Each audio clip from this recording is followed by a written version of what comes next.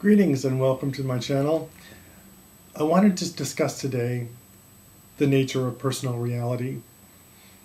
I know that's a big topic and one that is kind of mind-blowing for a lot of people, but the nature of personal reality is actually the name of a book by Jane Roberts, and it's a Seth book, and it's a very, very smart book on dealing with how you create your world and why it's the way it is. So we'll start with that. The basic tenet of the book is that we create our own reality.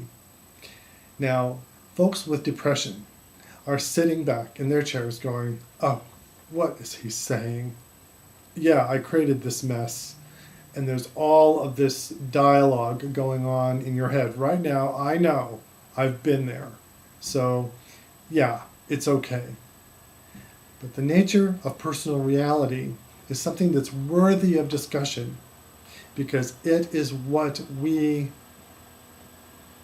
use to create the space big enough to walk right out the door of depression into a life of what we want to consider normal daily creativity and normal thought processes and normal or even better than normal abilities and focus and feeling good, and layering on top of that feeling good career, dynamic creativity, brain power that we lose so much in depression. So what we're looking at here is this wonderful idea of we create our own reality today. All right.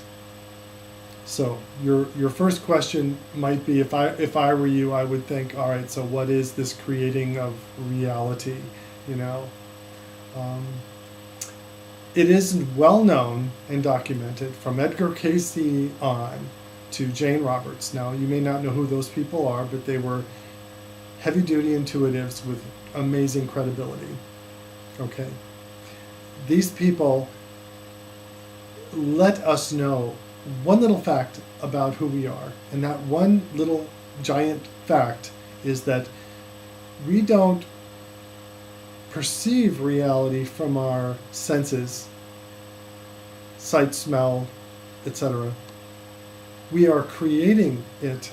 Our soul is projecting the world out. We are not seeing the world in. So one thing that does for people with depression is if it doesn't make you feel guilty, and it shouldn't. I mean, we mustn't ever feel guilty, and we must never give into that. And I can go into that later. But when you're creating your own reality, you know, let's say I pushed my hand. Yes, my hand moved because I pushed it. I created that cause and effect. So this is what Jane Roberts is trying to get across to us, and Edgar Cayce and people like that, is that much like pushing of my hand, yes, and that becomes history, and my hand moved from here to here at that time in history, and there you are. The same way we affect our entire reality, the painting behind me, the door, what I'm wearing, how I'm presenting myself, who I am, what I'm projecting. We project our world. And as hard as that is to believe, that we are the projector, not the little person that's at the effect of, this is how we begin to view the world so that we can heal and become less depressed and more creative. So what I'm talking about is a creative process of creation. And as abstract as it is, and yes, it is abstract, it's important to know about. the soul is a very, very big thing, and being a human being is a big deal. You know, some ancient Chinese philosopher said that the probability of becoming a human being is as unlikely as a turtle in the ocean coming up for air and putting his head through a life preserver that was lost. You know, those circular life preserver that was lost on a ship. I know it's a weird axiom, but that's what it was. The likelihood of a turtle popping his head up in a life preserver is the same likelihood of becoming a human being in the universe. It's very rare. Even though there's billions of us on the planet, know this, and if you get nothing else from this video, understand this, especially young people who are experiencing depression. Being and becoming a human being is one of the greatest things in the universe. And if you were not here, if you weren't here, it is a law of physics that virtually nothing else could exist. Not the sun, not the galaxies, nothing. So your presence on this planet is as valuable and as important as the Andromeda galaxy. Now, if you imagine zooming out into space till the Earth became smaller than a star and realized how insignificant all of this is on the Earth, you can release a lot of the anxiety about your world, and you can become very comfortable with being a person on the planet. So in this regard, creating your reality becomes a little bit more easy, a little bit more, you can become a little more comfortable with it.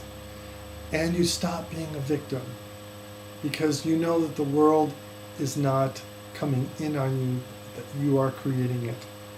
So that when I create something bad, I know I did it. When something bad happens, people who are not depressed take it into account and they laugh about it. Okay? They laugh. And they're able to cope. So developing these coping mechanisms is important. But what is your basis? What do you build on? And this concept is one of the most important, and that is we create our own reality. We create it in ways that we don't even understand. We are such powerful beings that we, at this point in history, are just beginning to discover how powerful we are.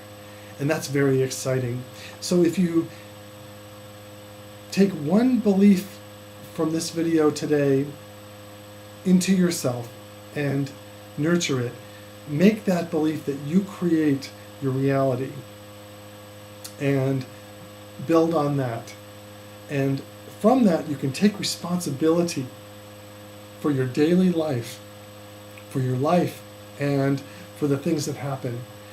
And in so doing, you become the controller. You control yourself and what happens in your life. And I think that's a big deal and a real achievement for somebody working on their depression. Okay. Well, I think that's enough for today. And good blessings to you, good thoughts, and keep on keeping on. Okay? Have a great one.